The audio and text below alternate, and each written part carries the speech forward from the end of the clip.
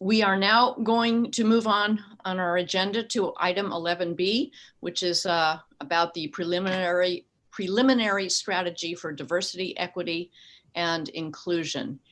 So we are going to hear from Dr. Denise Pearson, our Vice Chancellor for DEI, regarding her thoughts on strategy to advance diversity, equity, and inclusion in the system. Before she begins, I want to thank you, Denise, up front for everything that the board is about to see and the excellent session you facilitated for the Board of Governors during our recent virtual retreat. You've only been here a little over 2 months and already you are making a very important impact. So with that, let me turn it over to you to take us through this next item. Hey, thank you, Madam Chair. Good morning, governors, Chancellor Greenstein, presidents, and guests. And thank you, Madam Chair, for giving me this time to share my preliminary strategy for a state systems Office of Diversity, Equity, and Inclusion, as noted on page 55 in your board packet. The presentation that I'm about to give builds off of earlier conversations we've had asserting the economic, moral, and social imperatives for elevating diversity, equity, and inclusion as a state system, including being more intentional about closing opportunity and achievement gaps for historically disadvantaged and excluded groups. Next slide. So what you see here is my purpose statement, and it represents our why, which then will in turn drive our how. And fundamentally, the Office of Diversity, Equity, and Inclusion exists to partner with university and system leaders to develop strategies that improve student outcomes and create inclusive environments for all members of the PASHE community, and that includes faculty, staff, as well as students. Next slide, please. Many of you have heard me say in the past that you cannot decouple diversity, equity, and inclusion. Diversity alone cannot thrive or be sustained in the absence of equity and inclusivity. And simply stated, diversity refers to the differences among individuals such as race, ethnicity, gender, sexual orientation, religion, etc. Equity, however, refers to fair, but not necessarily equal, treatment regardless of one's starting point in life. And inclusion refers to those actions that foster feelings of being welcomed, respected, and valued.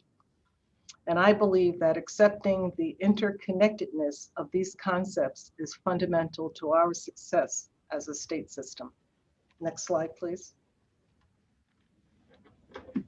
Since joining PASHE 2.5 months ago, I've consulted with a wide range of stakeholders as illustrated on this slide.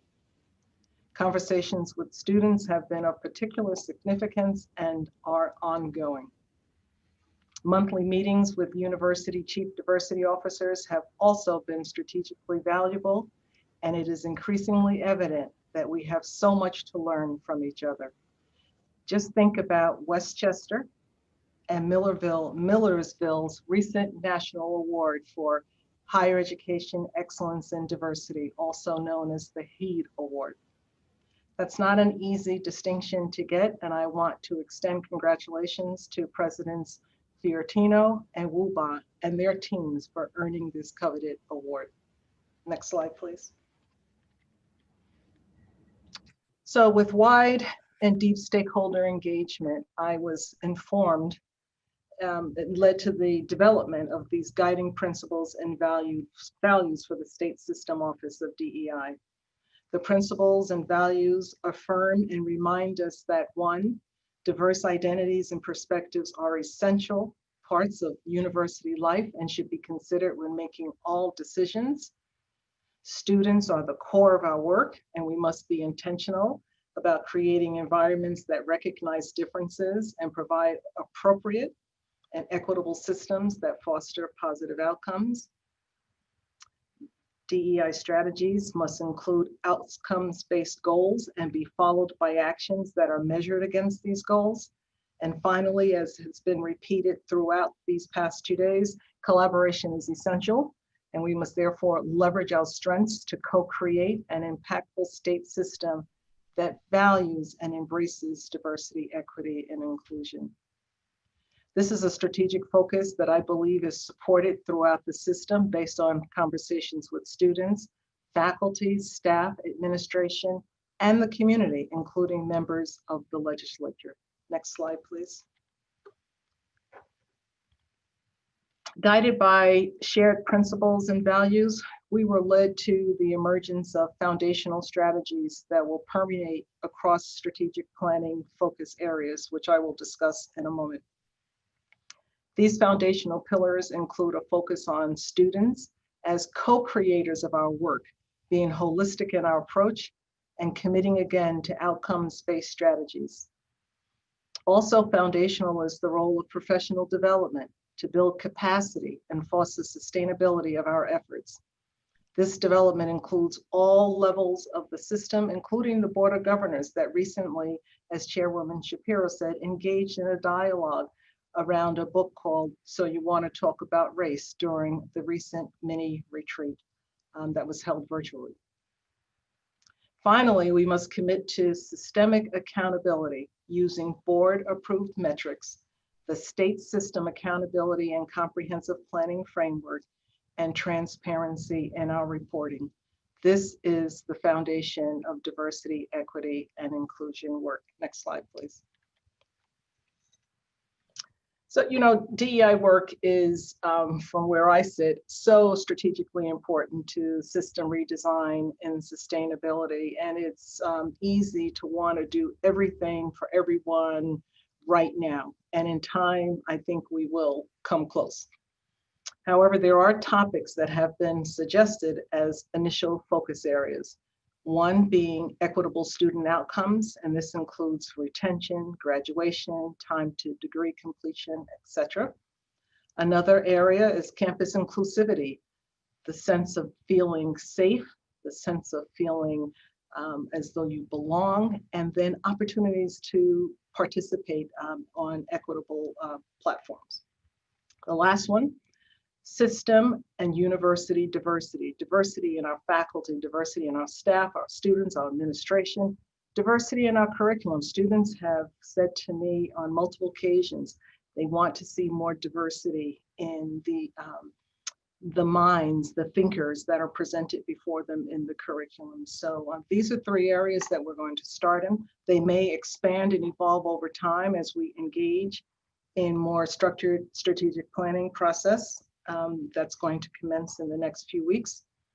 The ideas will also become more refined as I continue to consult with faculty, students, university leadership, and others. But this is where we're starting, and I think this is a full plate. And I look forward to working with the board and the rest of the PASHE community to move the needle in all of these areas and more. Next slide, please. So I'm just pointing briefly, I'm pointing you to the Office of Diversity, Equity, and Inclusion's webpage, which can be found on the PASHE website. This site will be a primary vehicle for communication, including a mechanism for providing input. I hope that you will take the time, if you haven't already, to visit the page and go back from time to time to stay abreast of what's happening throughout the state system in the DEI world and beyond. Next slide, Randy. Thanks. So I mentioned data transparency earlier, and the DEI dashboard was created in that spirit. The DEI dashboard is located on the DEI webpage, and it represents another example of the promise of systemness and collaboration. So I feel compelled to just pause here and give a special thanks to Dr. Kate Akers and her team in the Office of Advanced Analytics, and to the Chief Diversity Officers, Dr. Tracy Ray Robinson at Westchester, Dr. Terrence Mitchell at Edinburgh, and Dr. John Burnett at California for taking time to work with Dr. Akers and me on this important initiative. And this is just the first phase, and they have committed to continue to work with us to make it a useful and a powerful tool to inform our decision making and to achieve our diversity, equity, and inclusion goals. Next slide, please. So when you visit the dashboard, you will see, first of all, how interactive it is as you search for data on student enrollment and performance, as well as student, faculty, and staff diversity. You can search at the system level, you can search at the university level, and you can disaggregate the data by race and gender. It's no surprise that the data suggests the need to continue the state system's focus on policies that achieve equitable student outcomes, including those that intentionally focus on race. There is literature that contend various proxies that we use for race to address a lack of diversity in our student enrollments, such as income level, first generation college students, etc., do not truly go far enough and have not closed gaps as we may have hoped. However, given the new executive order on this topic, we are evaluating its impact on our universities and the system as federal contractors and grantees. Therefore, we may revisit this proposition at a later time if appropriate. Next slide, please.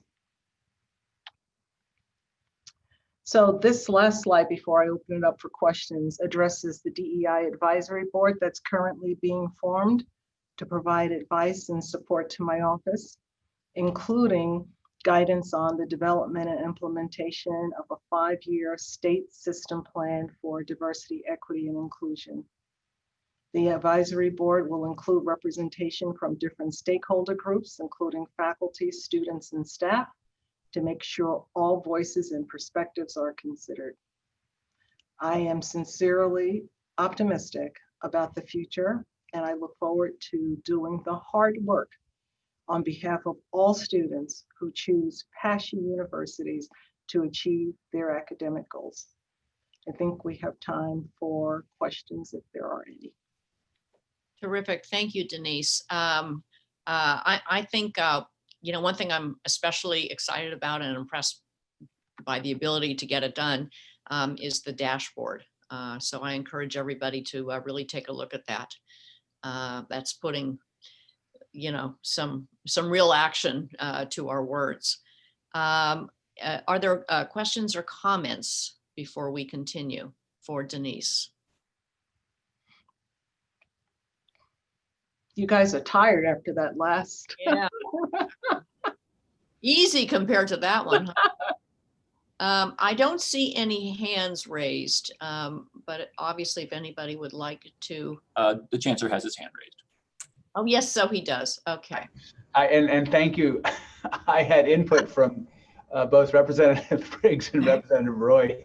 So now I know how to raise my hand and to put it down. I thought it would be great, Denise. First of all, it's been great having Denise on our team, not only because of the work that she's done, which is evident here, but also because she participates, you know, as you'd expect, in all of our leadership conversations, and is, you know, holding us accountable. I think helping to hold ourselves accountable for thinking always about the impacts our activities, our communications, our everything we do have in terms of creating a more diverse, equitable, and inclusive environment. So I appreciate that genuinely. I thought, you know, and I have inside information, so I apologize, but Denise, I think it'd be great if you could just give a quick thumbnail sketch of some of the sort of immediate opportunities that you see and are pursuing, recognizing that they're not fully baked and they're not fully vetted, but just to, you know, I know in your head there's like a small number of things which just seem to be ready to act on, you know, aside from the dashboard, which obviously we'll continue to develop, and, you know, maybe just spend a few minutes giving us a flavor of the work. Sure. So if we start with opportunities to collaborate with faculty around curriculum audits, if you will. I think there's a great opportunity to work with the members of the Social Justice Committee. I think her last name was Dr. Bernstein, who talked yesterday about, really wanting to see us make some significant changes and holding ourselves accountable. That's one area where we can hold ourselves accountable. And that's not new. It wouldn't be something new. There are systems across the country that are doing curriculum audits to see how diverse their courses are in the materials that they present to students and how the material is presented and how they create inclusive environments. So that's one area. There's an opportunity, I believe, to leverage the work of the Frederick Douglass Institutes, and it connects directly with this whole notion of being more diverse in your curriculum offerings and how you, and curricular diverse practices and pedagogy. So how you teach, not just what you teach. There are opportunities to, and this is very, very new, but there's been a lot of requests to focus on the issue of climate and community policing or campus policing.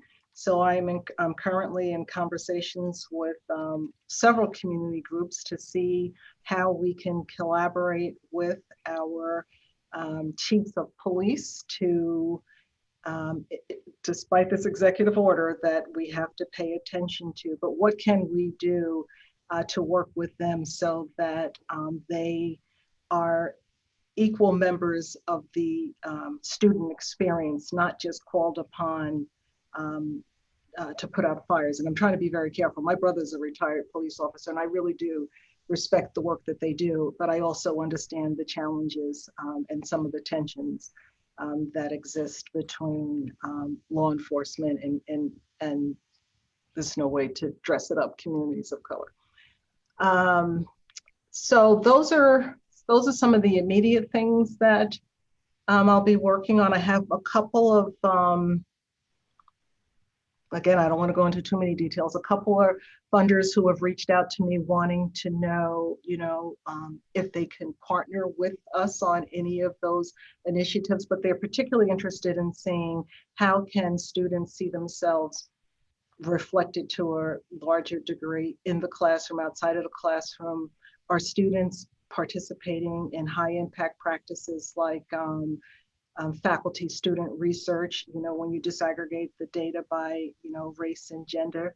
And then the DEI dashboard, there is so much more that we can do with that. And I have a nice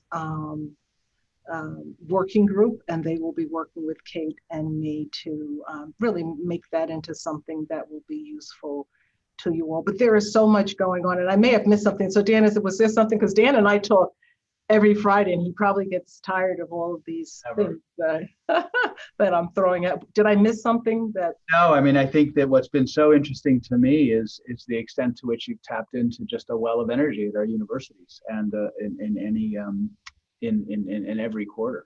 And I don't know if the president wanted to chime in on that, but it's really, I think your presence here is just really acted as the work's been going on at the universities for a long time. But I think your presence has acted to kind of focus and channel it, which is coalesce around certain topics, which has just been fantastic. Dan, I just want to follow up on that.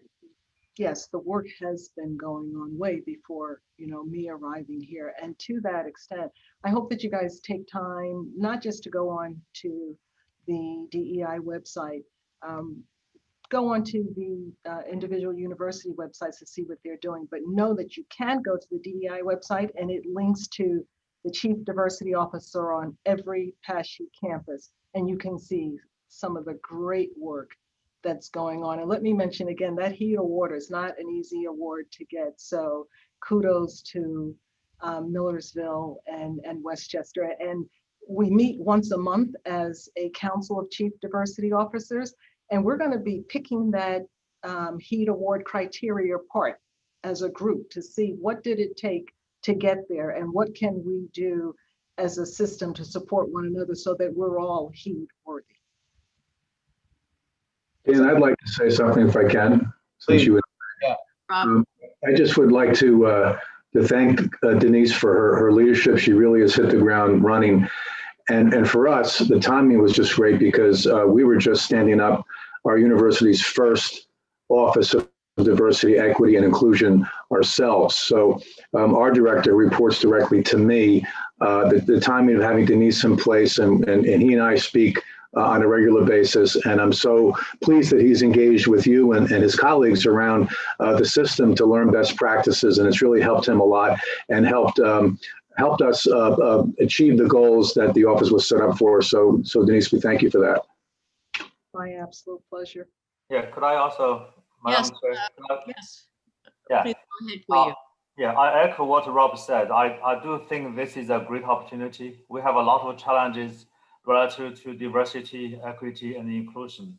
The thing I do not want to see, is in the end, it's lip service. I know what Denise is doing is not lip service. I want to thank the board and the chancellor for recognizing an important challenge in our system. On my campus, a diversity officer also reports to me. We are doing a lot of interesting things, and Denise, worked with Terrence as well, who also partners with Slippery Rock with Dr. Barry. So I want to add my voice to support what Denise does and what the system does to improve our diversity within the system. Thank you, Guiyu. I think just given in the interest of time, if there's, maybe one other president who wants to weigh in, and then we're still on this agenda, so there'll be more. But I'm just interested in keeping the agenda moving. Does any other president want to weigh in at this point? Madam Chair, this is Ken Long from ESU. I just do want to make a couple Please. of comments. Yeah, please. I think the work that Denise is doing is it's a heavy lift. Even with the achievements of some of our schools, as a system, I think we have a long way to go, and it's going to require a lot of effort from the board to get us there.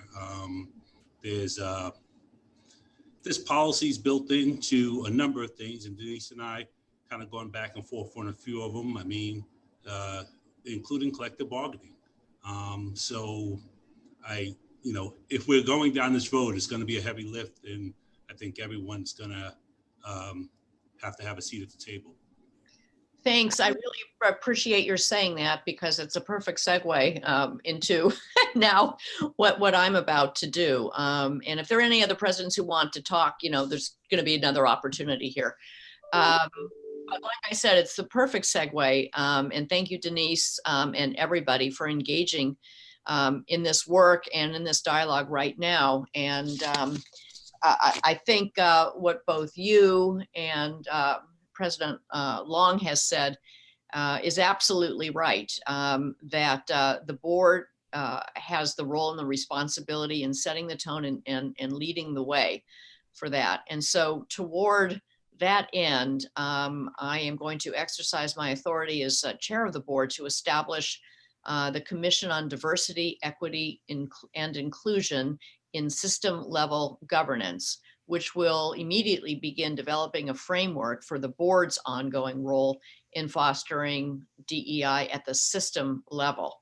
So as you can see from the slide, there we go. The commission will have very specific tasks and deliverables, which I believe are critical to its success, and it will, of course, report back to the board. And these include developing a statement from the board affirming the role of diversity, equity, and inclusion as it relates to system design and overall sustainability. And as we know, it's not just a moral and ethical issue, it's an economic issue as well. The commission will be charged with developing a rubric for and conducting analysis of existing board policies through a DEI lens, which, I think will be very informative. I obviously don't know what the commission will come up with on that, but that is a way to not only ensure that everything we have set up as policy is taking this into perspective, but also gives us a way moving forward when we discuss and create policy. The commission will recommend a plan for integrating DEI metrics into the state systems reporting landscape. So this goes back to the dashboard, and we will really charge this commission with thinking about these metrics. Some of them will be able to easily get from disaggregating enrollment, retention, and graduation data. Other metrics aren't going to be as straightforward. But to me, there's no point in doing this work if you can't measure what you've done and not only see what your success is, but where you need to do more work. The commission is going to identify potential resources to advance the system's forthcoming DEI strategic plan. Denise, you already indicated that there's some interest out there. This system is really being looked at from the outside with what we're doing with redesign. And this is another piece of it. Both the shared governance and the DEI are very important pieces, and helping not only us, but the outside world to see that we are looking at the new system going forward very holistically and understanding the relationship of all these components. So the commission is also going to recommend how diversity, equity, and inclusion should informed and be infused within the board's governance structure. And by that, what I mean is, do we establish a new standing committee on DEI, or do we figure out other ways within our existing standing committee structure to ensure that part of the charge of each committee is to consider their work through a DEI lens? And I don't have the answer to that. That's another thing that's going to be discussed and debated, and I'm sure will be when the recommendations are brought as well.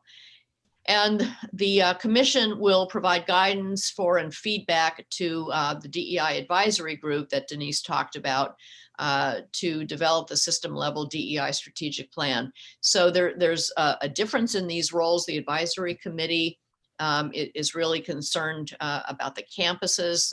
It's campus-based.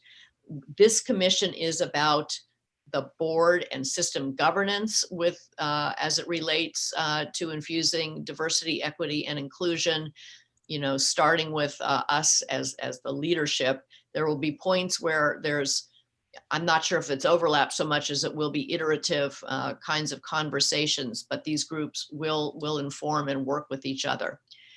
So I've asked for an aggressive timeline for this work, and we'll seek to have the commission report back with progress toward these deliverables, which are stated here within the charge, first in February as a check, and then in April.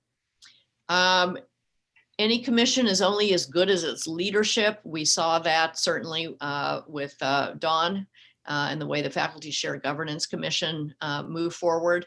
And I am truly delighted to tell you that we have asked, and she has accepted Jen Yeomans to chair this commission. I'll be working with her in the days to come to flesh out the rest of the commission membership.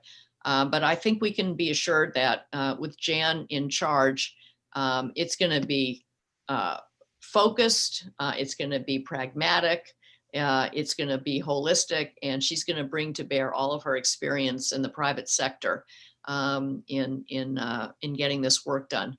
So Jan, I'm sorry to put you on the spot, but I would offer the floor to you to say a few words, please. I won't say too many words, but let me first say that Denise, your being here couldn't have happened at a better time. It is the best thing right at this moment for this system. And I'm sure many others are almost as excited as I am about this initiative and the opportunity to work with you on this. And Chancellor Greenstein, I don't know what you had to do to persuade her to come and undertake this, but whatever you did, thank you. It was worth it. It's a good investment. So having said that, with your expertise, Denise, and with my determination and I think probably sometimes being a little bit too direct, but that's okay. We're going to marshal the energy of lots of other people, their skills, their experience, and we're gonna do whatever we can as a commission to fulfill all the objectives that our chair has set out for us. So really look forward to that, and hopefully we'll get a lot of momentum. I know you have a great head start. So thanks so much, and can't wait to get started. That's great. Thank you, Jen, so much. And Denise, thank you as well.